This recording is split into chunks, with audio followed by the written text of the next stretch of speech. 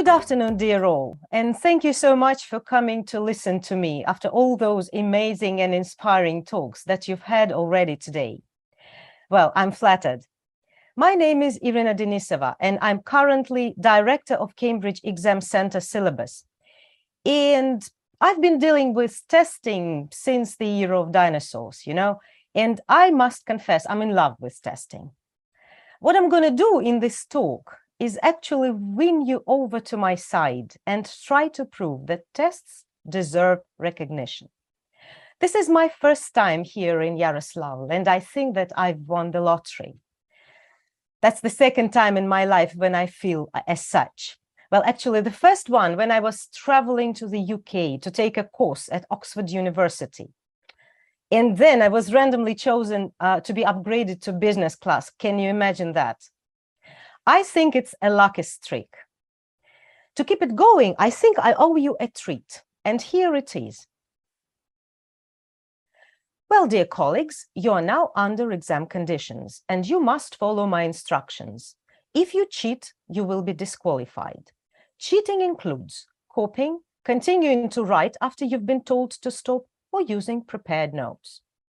Have you felt a couple of shivers running down your spines? Honestly, I would also take fright if I were faced with such an unexpected curve, especially unprepared. What I wanted to simulate was a typical situation that scares most of students out of their wits. I have a question for you.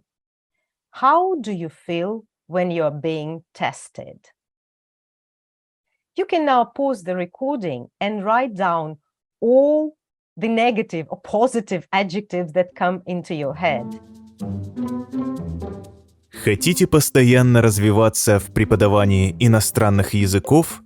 Школа Дмитрия Никитина проводит образовательные тренинги, конференции и курсы для преподавателей. Подробности о событиях можно узнать по ссылке в описании. What I've discovered during my lifelong relationship with testing is that tests are frequently unloved and mistrusted by both teachers and learners. What is more, testing is often opposed to teaching for some reason. We can even hear such accusations as testing has spoiled our education, especially after the onset of the unified state exam. Too much, don't you think? Well, this quote demonstrates the feeling of most people towards testing, and words speak volume here. Terrible, destroys, impedes, and words to that effect. Well, actually, on second thought, I think that I can come up with at least 3 reasons for that. And the first reason being historical. Frankly speaking, we remember the times when testing was considered pseudoscience in our country, and that time lasted for quite a long. We actually do not have long established traditions, and therefore practically we do not trust tests because we historically are not prepared to use them that often. We are now compensating for that period, but time flies. The second one is qualitative, as I think. Well, I guess that all of us in this or that time in our teaching career have come across like really bad tests. Those that do not measure what they expect to measure, what is expected of them to measure, or words with really stupid distractors like, what color is a fir tree? A, green, B, red, C, rose, well, D, don't know. Well, like things like that. And the final one is influential. Why is it influential? Because that's about backwash or washback effect that testing has on teaching. Well, in this case, we mainly talk about high-stake exams and high-stake testing that leads to, drastic changes in a candidate's life, like final exams or entrance exams or international examination. Well, let's see how testing, especially high-stake testing, can have negative impact on teaching. Well, content-wise, ELT ecosystem might look like that. Well, it's a very, very rough, of course, scenario, but still, we've got course objectives that define teaching that leads to testing. All components of this ecosystem should be intertwined, interrelated, and interdependent. Well, roughly, if you're conducting a course in writing, well, you should teach writing and test writing. That's logical. If any of these components strays away, the whole ecosystem is ruined, unfortunately. Take, for example, this blissful period when our unified state exam didn't have a speaking component. Do you know many of school teachers who really bothered developing this skill? Well, this no woman, no cry strategy is still in effect, unfortunately. This year, when Cambridge put our exam centers on pause, some of my colleagues, exam teachers, I tell you, actually expelled writing from their classrooms. It's time-consuming, it's not very effective in terms of outcome, well, many reasons. No test, no skill. Well, that's easy. I guess that you can come up with other examples of that kind when testing had a really negative backwash effect on teaching. The good thing is that backwash can be also positive. It's kind of a double-edged sword.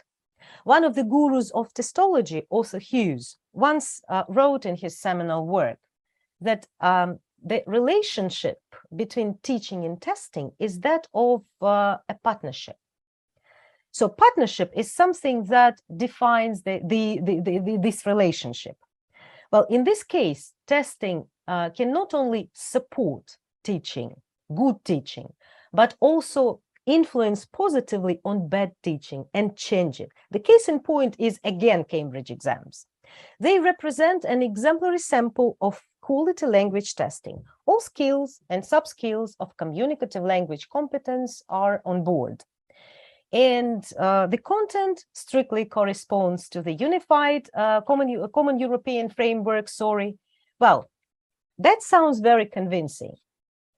So when a course design aims at preparing students for Cambridge exams, well, all components of communicative competence should develop in equal proportion accordingly.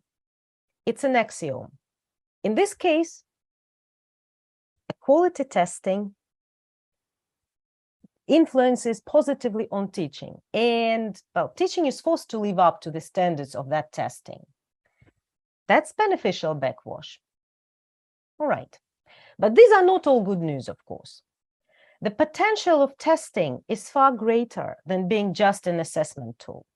Well, yes, of course, first and foremost, testing is all for assessing our students, checking the process, helping the teachers to find the place of the students on this level ladder, and so on and so forth. But at the same time, we understand that a good testing task takes time, effort, money, and a lot of people to create. Well, at times it takes months and maybe even years to compile a good testing sample, which is, of course, pre-tested, checked, upgraded, updated all the time. So why use testing materials for one purpose only? It's just waste of resources. One of the takeaways from that Oxford course that I mentioned is that if you can use materials once only, then there's little point in creating them. Well, how else can you use tests in your classroom? You can pause the video now and write down your ideas. But don't think of any complicated answers. Actually, they are all on the surface. They're very, very simple. And I'm sure you'll smile when you'll see them. Just have a look. Learning can also help us. Testing can also help us learn and teach. Well, as simple as that, really. Now, let's talk about how testing helps us learn. But first, let's imagine a situation. It's a day before an exam. and you're cramming for finals. There's plenty of stuff to read and you're pulling an all-nighter. What you do is read, read, read, read. In the morning, you scrape through because you've done an awful lot of work. Now, how much of this awful lot will you remember in a week? What do you think? And what does testing have to do with it? It's a question, but it has to do a lot. Хотите постоянно развиваться в преподавании иностранных языков? Школа Дмитрия Никитина проводит образовательные тренинги, конференции и курсы для преподавателей. Подробности о событиях можно узнать по ссылке в описании. Well, because testing directly relates to long-term retention of the learned material. This isn't a new idea. It dates back to the beginning of the previous century, in fact. But relatively recently, two cognitive psychologists from Washington University, Henry Roediger and Jeffrey Kopic, decided to conduct an amazing experiment on this topic. What they did was as follows. They took 3 different groups of students and assigned them with a similar task. All 3 groups were in equal conditions in terms of timing, but there were other special conditions for each of them. The first group of students studied the test materials, learning materials several times, like they studied, and studied. The second group studied materials, then again studied, and finally they had a recall test in the end. The third group of students studied the materials once only, but then they had 3 different tests in a row. Now my question is, which group do you think performed better in 5 minutes' time and in a week's time? You may also pause the video now and write down your predictions, but I'm sure that you've guessed the correct answers already. Let's have a look.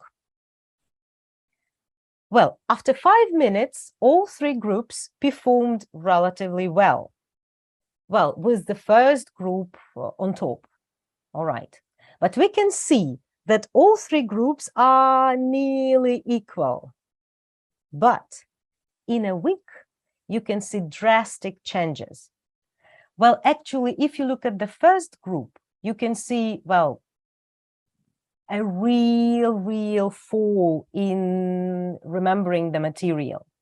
Well, actually, the first group managed to forget more than half of the material. Well, the second group, well, retained quite a lot. But wonderfully, the third group remembered 90% of what they've learned. But remember, they studied the material once only, and they had 3 tests in a row.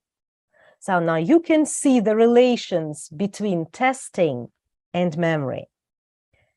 If we look at the next bar chart, then you can see that these numbers are somewhat more relevant to what we are doing in our classrooms. If we say learn 20 items of vocabulary, then in a week's time, those who only learned the materials will remember around 9 words out of 20.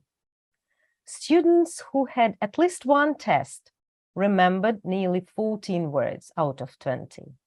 But those who were exposed to multiple testing remembered 18. Does that mean that testing is kind of an immunization against forgetting? Well, in a way, it is. Yes, and the next curve shows that the more you test the materials that you've learned, the better you remember it. So it means that you can learn something once only, and then by way of multiple testing, you can prolong its being in your memory, it's staying in your memory. Wonderful. What do you think? It really makes the difference. So what are our learning takeaways from this? Well, if you're cramming for an upcoming exam, just reading will do, especially if you revise on the threshold of your exam hall. That's fine. All right.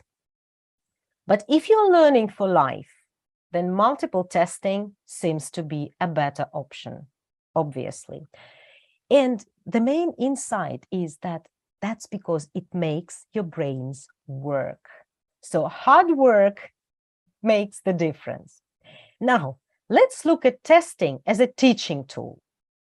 All right. I'm sure that most of you have some experience of teaching exam classes. Is it fun? In many cases, exam classes are all about massive revision, doing past papers, and so on. But here is the trick. As we've previously said, exam materials, those quality exam materials that we usually take in our classes, right? They are all age and level appropriate and contain contextualized vocabulary, grammar, and syntax. Then tell me, why waste such gems? Here is a typical exam task. You do not need to read this task at this moment, just have a look at it. And just like you will understand that this is a banal multiple choice at C1 level, taken from official Cambridge exams materials. In a testing mode, what do we normally do? We set the time limits and then check the answers and discuss the reasons for choice. Well, as simple as that. And it's very logical when we are pressed for time and we have, say, a week before the exam. That's fine. But if we take a step back and look at this task once again, we'll see a text, not a test task. Now it's easy because we know how to work with the text. The text for the text's sake, that's what I mean. First, here is the title. Well, the camera never lies. Well, come on. What kind of camera? And why it never lies? Do you agree with this? Well, what genre this text is? Can you think of any characters, maybe facts or events that might belong to this story? What you do now is try and make a step closer to this text, a very tentative move towards learning about this text. You can also show an image somehow connected with the title, or pick up some vocabulary from the text and make students think why this vocabulary, these words were used in this text.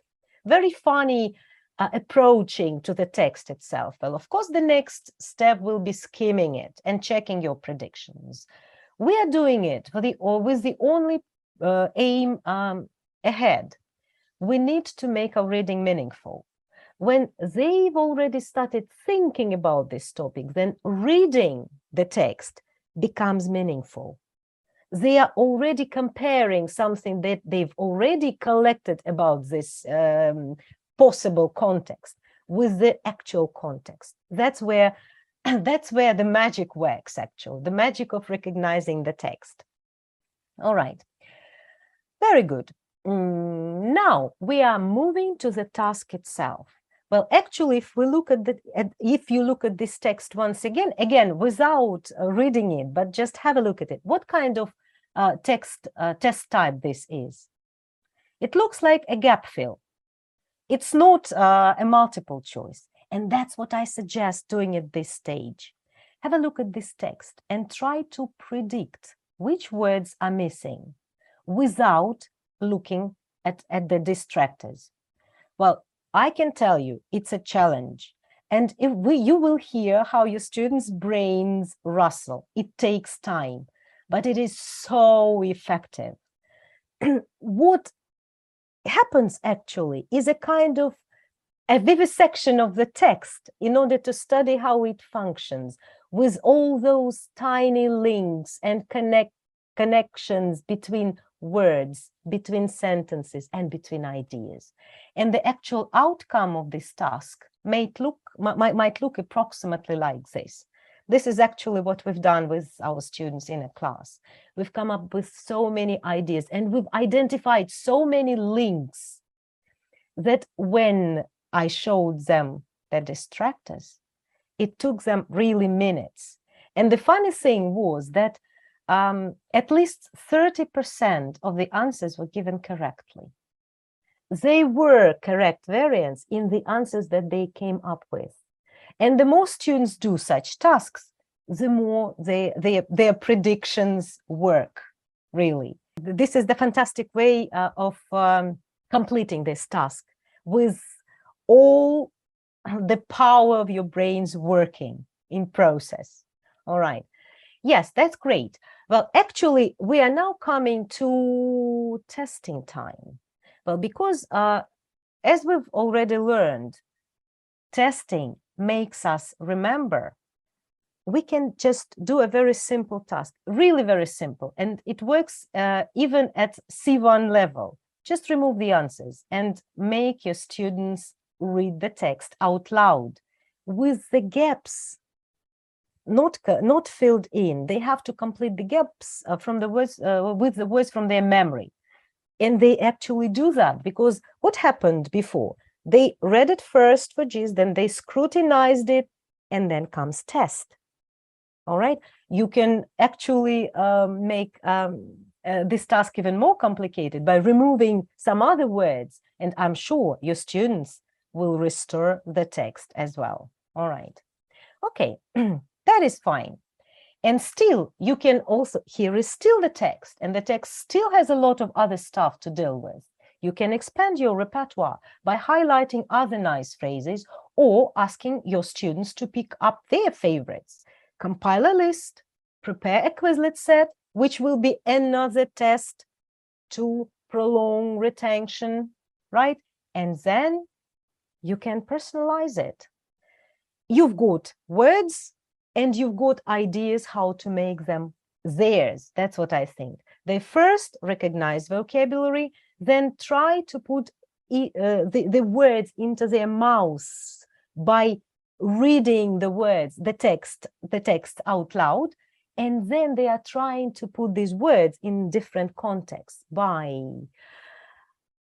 you can do whatever. Randomly pick phrases for students to write a story. You can set the ball rolling with a snowball storyline. Like one student picks one phrase and begins the story, then he gives the turn to the other students who picks the other phrase and then goes on and goes on and goes on. This is a very funny task, really, and it works wonders. You can do whatever with this. Well, yes, of course. You can also push the limits and think about how the other distractors worked in this text and why they didn't work. And if there are any possibilities that we can change the sentence a little bit so that any other distractor can fit in. Very interesting. All right. Actually, you can expand this work as far as possible. And you can see we had one test task, really, one simple, banal multiple choice. And we managed to turn it into a complete lesson, which is meaningful, which is communicative, and which is fun. The more I work with test materials, the more I see them as self-sufficient and multifaceted tools that scaffold learning and teaching, and the more I love them. Хотите постоянно развиваться в преподавании иностранных языков? Школа Дмитрия Никитина проводит образовательные тренинги, конференции и курсы для преподавателей. Подробности о событиях можно узнать по ссылке в описании. I once got an insightful idea from one of the greatest Oxford University Press speakers, Sarah Villiers. She once said, "A good teacher can create a lesson using just a phone book." Test tasks are streets ahead any phone book. Thank you very much.